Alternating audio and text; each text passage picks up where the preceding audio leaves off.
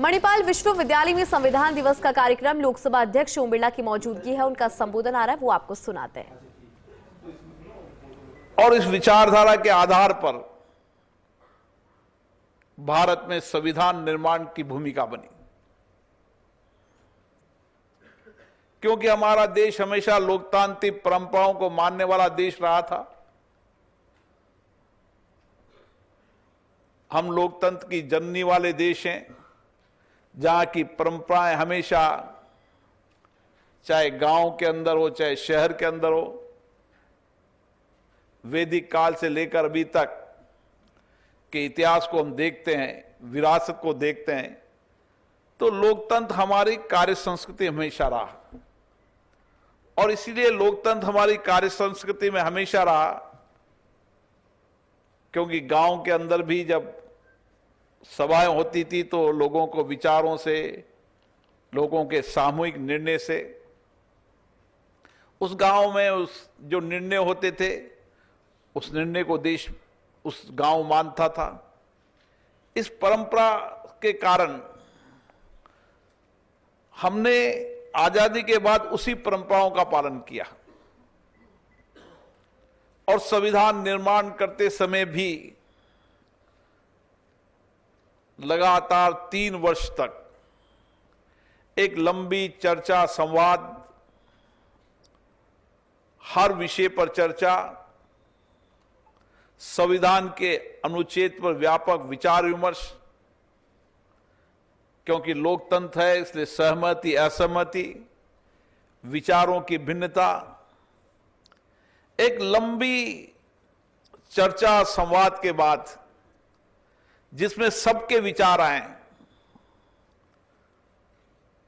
सभी विचारधाराओं के विचार आए, सारे प्रदेश की विविधताओं संस्कृति के विचार आए,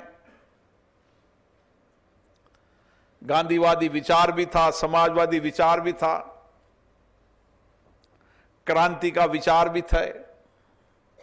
सब विचारधारा के लोग बैठे और एक लंबी मंथन चर्चा की, दुनिया के देशों के संविधानों का अध्ययन किया और उन सब में से जो अमृत निकला, जो अच्छे विचार निकले,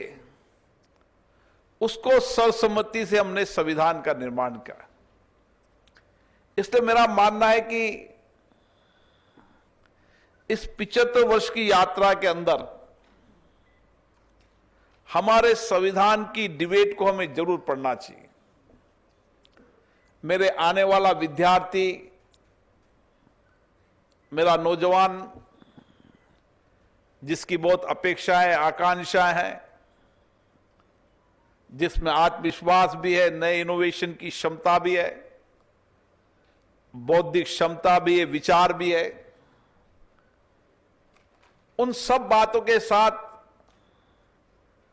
हमारी विरासत, हमारी संस्कृति को साथ लेकर और हमारी लोकतांत्रिक परंपराएं, जिसमें विशेष रूप से संविधान की डिबेट, जब संविधान की डिबेट का अध्ययन आने वाली पीढ़ी करेगी तो क्या कैसे कैसे विचारक थे जिन्होंने एक एक बिंदु पर लंबी चर्चा की, लेकिन सहमति असहमति के बाद भी उस संवाद में से देश और राष्ट्र हित के अंदर अच्छे विचार निकले और सहमति बनती चली गई।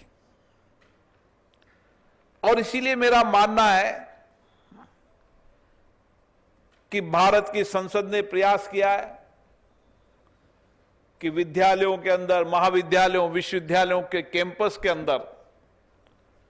हमारे प्रधानमंत्री माननीय नरेंद्र मोदी जी ने कहा है कि नो योर कॉन्स्टिट्यूशन, संविधान को जानो। हर विद्यालय की प्रारंभिक शिक्षण पद्धति के अंदर संविधान की डिबेट का अध्ययन का भी एक पाठ्यक्रम होना चाहिए, विचार होना चाहिए। और जब हम ऐसी पीढ़ी को तैयार करेंगे आने वाली, जो हमारी विरासत को, हमारी संस्कृति को संजोते हुए आधुनिकता की ओर आगे बढ़े, तो जिस देश की विरासत, जिस देश की संस्कृति समृद्ध होती है,